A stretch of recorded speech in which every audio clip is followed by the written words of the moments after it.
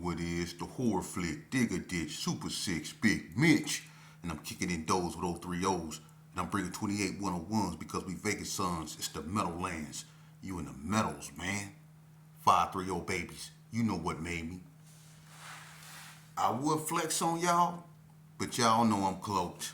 But you know I'm Hubba Dub Scrub. Nah, welcome to Vegas Chronicles with your man, Big Mitch, the horror flick from Super Six. And today, just like any other day, we talk actual factuals, Vegas history, the real version, not what they put out there and portray to be the real version. That ain't Vegas. I don't know what that is. That's more like Reno. It ain't Vegas. But anyway, today, I want to talk to y'all about something. Somebody gonna mention Boulder Highway. Look, man, ain't nothing over there. Ain't nothing on Boulder. Ain't nothing on Boulder but people who need to go to rehab. That's the only thing on Boulder. Ain't nothing in Naked City no more. Shelter Island, all that. It wasn't never about nothing. Wasn't nothing over there but out of town people and people that needed to go to rehab. All right? Them places never popped as far as, like gang wise or anything like that. Places like Sierra Vista and stuff like that, man. That's places where, people from out of town come, like Detroit, especially Detroit, California, places like that. They go over there and set up shop because there's not a lot of resistance from Vegas cats, because that's not where a lot of Vegas cats hang out at. Things change, but back then, no. And the Vegas cats that did hang out over there was strung out on something. So those areas, we don't count them at all. All right. But moving along today, I want to talk to y'all about, and I know y'all want me to get to the female hand gods. That's gonna take a minute because it's a lot of women, man, that had hands out here in Vegas, man. They fought alongside and sometimes against the men out here, man. And you had women that was just as hard as dudes, man, like Tony Girl and Dorothy Ann and the Desirees and the Tanya Washingtons. I done named them. The Big Vannas, the Mary Janes, the Felicia Days, the Felicia Howes, the DKs, the Baby Blues, the K-Rocks from Donna, the Goldies from Donna, the Romanettas from the hood, the 380s and Infrareds from the hood. You got, Lil Halisa, it was a bunch of them. Lil Rab, her sister Doris. You had Colette, Fat Dad's sister. It was too many of them. Girl Bug, Dana Dane, 40 Block Feed, Trina, Rochelle, Michelle. And a fight they still talk about to this day. It's two fights they still talk about to this day. I swear to God, from my era. That was Girl Bug and Tanya Washington. They got down. Girl Bug a little older than Tanya Washington, but Tanya Washington and Girl Bug got down. And then you had, I think it was one of the twins, Rochelle and Michelle, got down with Big Mary Jane at I think El Dorado, at one of them schools. Then was some fight. Then was some. So when I get into the female hand gods, that's what I got to cover that. But anyway, I want to talk to y'all about when when you out here in these streets like I was, and I was doing so much stuff on this instance. It was with the Piru'S. We were really into it with the Piru'S. The Joker, Tony Poole, was really in his feelings because Tanya Washington got jumped by Trip Mack and Ski Dog. They slammed the desk on her stomach and all that old stuff, and he was going ham. So we was going back and forth. He was coming through, doing what he was doing, and we was doing what we was doing. But I was hanging out with Cornbread, right? And everybody know me and Bread hung out together every day. Now, I was going over here and I was, shooting at these dudes. I used to ride a bike over there, and I used to come through the Evergreen way down the Evergreen alley, and I used to bust on them Piru'S, until one of them got on my helmet one day, and then he chased me. He was on me. We was on bikes. I was coming back, going up J Street. I was gone. I just blew on these Piru'S, right? But one of them had a, they got to the point to where they was on guard and they like expecting me, waiting on me, you know. And one of them chased me, man. He had me, man. When we got to Jay and Owens, that intersection right there, I jumped off my bike because he was on me that much. He was on me, and all he was saying is, "I'm gonna kill." I was. He was right on me. Hey, I got up off that bike, and it was. I was gone. He couldn't catch me. I was gone. He couldn't catch me. But I never went back up over there trying that no more. You know. And then it was an incident with me and Spanky Boo over there by Head West, right? So my face became known to the Piru'S. They wanted me. They wanted bread, and they wanted me. They really wanted me. They wanted bread too because of the incident that happened with Bread and Late in Melissa House in Cary Arms. So it was really on with the Piru'S, right? And I remember it was Lay, Tony Poole, and Larry Brown. There was three of them. Them three right there was on our radar. We was trying to get them, you know what I mean? And they was on something. That was a cold crew right there, man. But anyway, so one day, we going back and forth, you know what I mean? It's on, and that was just how gang banging was in Vegas. It was cracking. We was really into it with the Piru'S, and I'm not gonna say all the Gershons was into it with the Piru'S, but it was particular ones, like I said, the ones that was in Cary Arms, like me, Bread, and all us. We was really tripping with Tony Poole them, and so a lot of people weren't participating, but we ain't gonna go there. We ain't gonna put them on blast. We gonna say that for another day.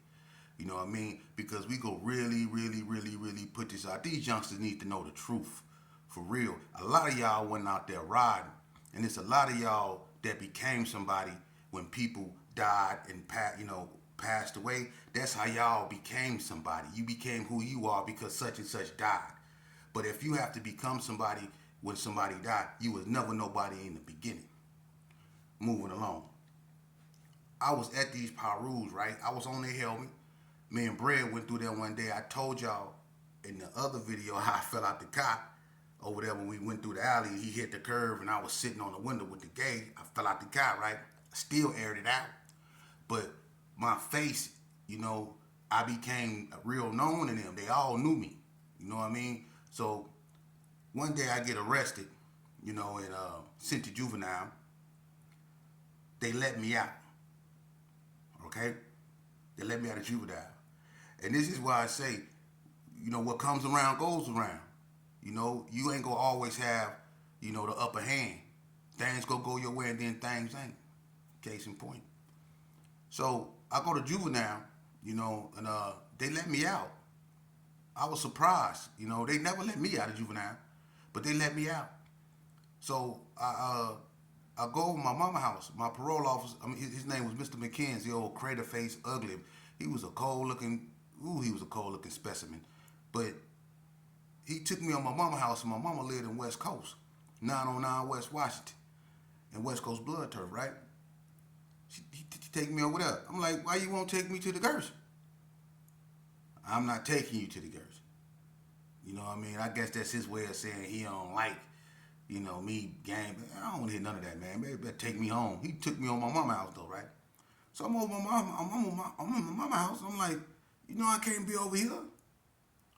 And so she was like, well, I'm gonna have my friend Darlene take you home. And I don't want Darlene to take me home. I wanted to go home in the beginning. I don't want to be over here. You know what I mean? It was home. And I guess my mama didn't understand that, that I really couldn't be over there. So I got antsy, man. I ain't finna stay up over here, man. I got antsy, so I decided I'm finna walk to the Gerson. So my mama, she kept watching me because she knew I was trying to get away. So I ended up going in the kitchen and I slipped out the back door on her because she was braiding somebody out. I slipped out the back door on her. So I get up out the back door. I take off running. I run up the street over there by Madison School. I'm going up the street, right? And Madison, when you're going up the street, it leads right into back in the days that big parking lot that separated the Evergreens from Madison Terrace. right? If you walk on the side of the school building, you can go all the way down the street, cross over to Monroe, and go right up into that parking lot. And if you walk through the parking lot, it was a basketball court at the end, and then there was a hole in the wall. And I planned on going that way, hoping won't nobody see me, right? So I'm running, right? But I get tired, so I'm halfway, by the school, and I'm mobbing. I'm breathing hard. I'm looking. I'm in the middle of blood turf, man. I'm like, ooh, wait, I gotta get up out of here. So I walked a little bit, but I kept it running, right? So right when I'm finna cross the street from where the school is and go into this last section of houses that led up into the parking lot, a little photo car. It had graphics on the window. It was like burgundy-ish red. It had like red graphics on the window, right? It pulled up on the side of me. I can hear the motor. So when I turn, I look, I see, and I'm like, it's just sitting there, and I'm like, right? And I'm finna cross the street. Then the back passenger door open. Boosie B from Playboys get out the car, and he looked at me, and the way he looked at me, he had this sinister look on his face. He said, and the way he said, "What's up, blood?" And Boosie B was big. I was a little dude. Boosie B was big. He was huge. Him and Fat Dad, they were some big youngsters, man. So when we got out the car, seeing him, oh my God, all you heard was feet hit the ground. I was gone. The car said, "Marr." They was on me. I was gone, right? I crossed over the street and ran into some houses, jumped the gate. I'm in somebody's backyard, right? Now, I'm in the houses that's across the street from Madison Terrace. I done ran across the street into the houses, right? I'm in somebody's backyard trying to get in their shed, right? And I remember this old black lady, she came back there. She say, "You okay?" I'm breathing hard. I'm scared. I said, "Nah." I said, "They go get me." She said, "Who go get you, baby?" I said, "Them Bloods." She said, "Is you supposed to be over here?" I said, "No, I'm from the Gershon." She said, "Oh. And then she went in the front because she can hit a car. I can hit a car. It was mine. It was trying to find me, right? So the woman went up in the front, and I heard somebody say, "Hey, you see somebody?" And that's all I needed to hear. That's all I needed to hear. They was talking to her. So I jumped the gate, and I was in her neighbor's backyard. And I ran out on the other street. When I run out on the other street, I don't know if these dudes went over there and said, "Hey, we got us a herb," or something like that. I don't know what they said. But it seemed like when I came back out on the other side, because they was on the other street, when I came back on the other side, back from where I was originally at, look at me. Look at me. Look at me. It was 1,000,000 bloods coming up out of my, listen, it on everything I love. It was all you seen was red. And they was coming like looking confused, standing in the street, but they was coming. And when I ran out the yard into the street, I had about a 20 yard distance from where they was. Because they was still in the street on Monroe and all up in there. When they see me, they say, "There you go, right there." The feet, here we go again. And they was on me. It's 1,000 bloods chasing me, right? I've been running too much as it is. But if you would have seen how many bloods was chasing me, I started to stop running like this and start running like a dog. I swear to God, I wish I was gone though. I was gone. They couldn't catch me. Ask them. They couldn't catch me. I was gone. Feet. I was gone. Look, when I get to Washington, I don't care about running out of no breath or nothing. I wasn't even a human then. I wasn't no human. I left my shadow. I was gone. When I hit Washington, I ran through traffic. I ain't care about no cars hitting me. I'd rather a car hit me than them Piru'S get a hold of me. After what I was doing, I would rather get hit by a car than get caught by them Piru'S. I was gone. Hey, look, when I come across the street, my mama was outside. She remember this. Mom, I'm gonna talk to her because I know she be watching my videos. Mom, remember you was outside and you was talking. You was talking to some little kids, and you seen me run across the street. Remember how I ran past you, ran in the house, and locked you out? I locked my mama outside. Man, say what you want. Boy, it was 1,000 Piru'S out there. The door said bloom and click. And look, it was so cold. My mama was knocking on the door. I was looking out the window at her.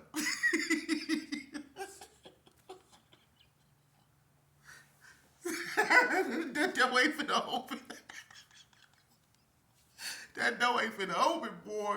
It was too many Piru'S out there, boy. Lee P. Army was out there. I ain't gonna. Hey, look. I know. Hey, look. And my mom was like, boy, you better open this door. Look, I was looking out the window. Look. That door ain't finna open. Hey, look. And see, that's what I be saying about my generation, right? See, my generation, we didn't do stuff to people's moms. You know, just because I was from the Gerson, and my mama stayed over there, they didn't do nothing to my moms. We all knew each other's moms. We didn't play that game. See, things was different back then. I said that because I ran past my mom. You can call me what you want. I don't care. I ran past. Look, I keep it real. Some dudes would have told you I was running back, knocking them out, bing, bing, bing, bing. You know how dudes be lying? No, I'm gonna keep it real. Look, I ran. Look at me. I ran past my mama and shut the door and locked it in the name. But look, I shut the door and locked it for real and was looking out the window at my mama, bam, on the door. Boy, open this door. And then Bloods was out there with her, like, yeah, open the door. This door ain't finna open. Not at all. Right? So somebody called the police. I ain't do that. I ain't called. Somebody called the police. It wasn't me. That's on everything. I ain't do that. That's the last thing I'm gonna do. But I'm gonna keep it real with you. When they came up in there and they talk bad up, they talk bad to me about 15 minutes. You wanna be in the gang? We ought to let them get you. Once you make them put them out your house, you wanna be grown, you wanna be tough. Sit them out there. You tough. Yeah. Sit them out there. They talk bad. They talk so bad to me about feeling. I sat there and took it. And then when I'm said, well, you want to ride home? I looked at him so serious and I said, how else was I going to get up out of there? Man, I'm keeping it real. It's 1,000 Piru'S out there. And then when they was escorting me out, they was like, make him walk home. They was calling me all kind of garbage pail kids and eat the H word and all kind of stuff, man. I took all that.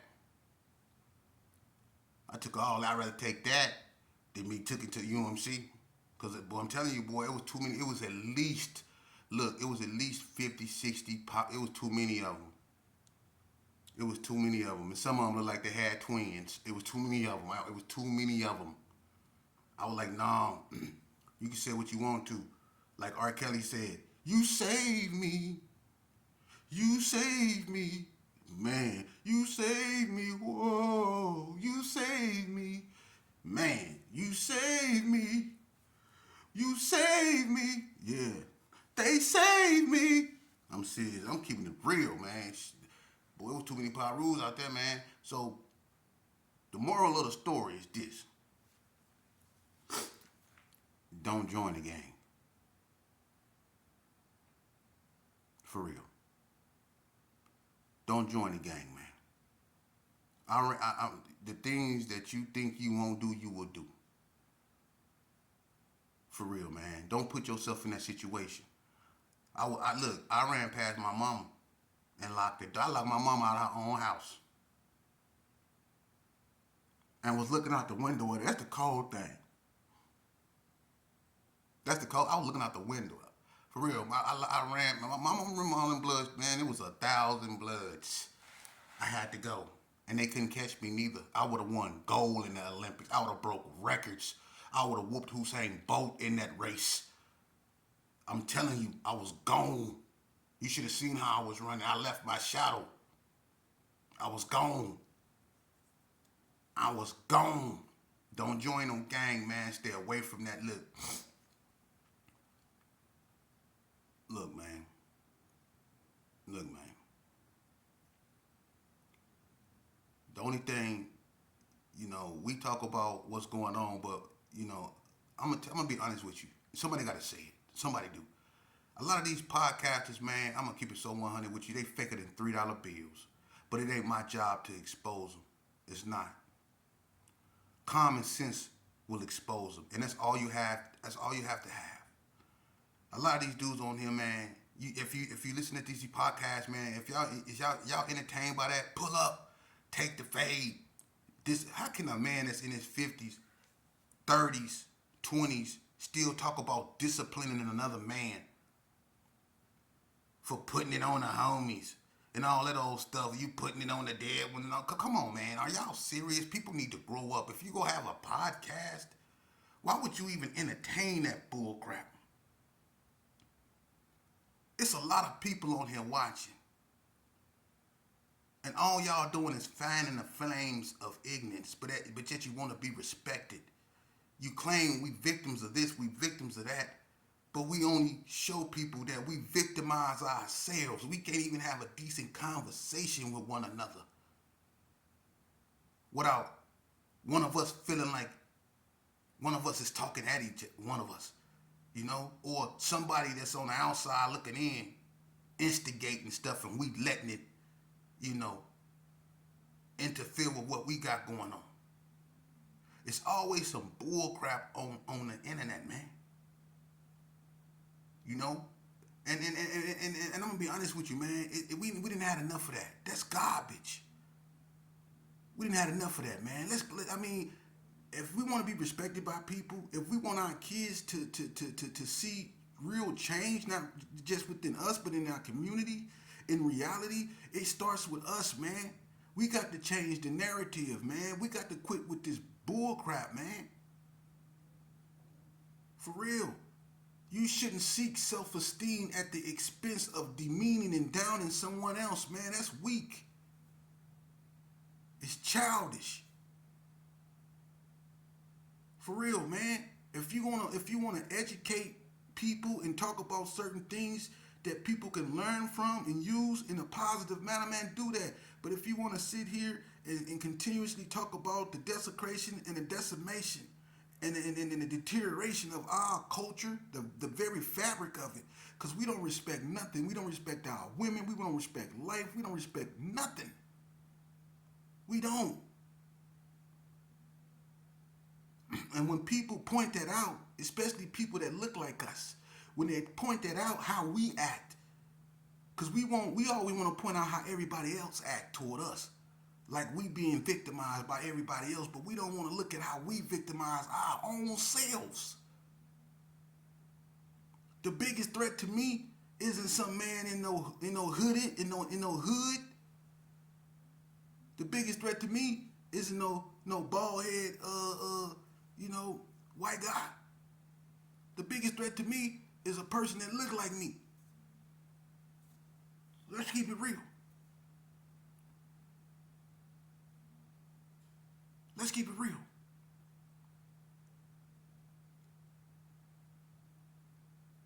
Man, when I bring Vegas Chronicles,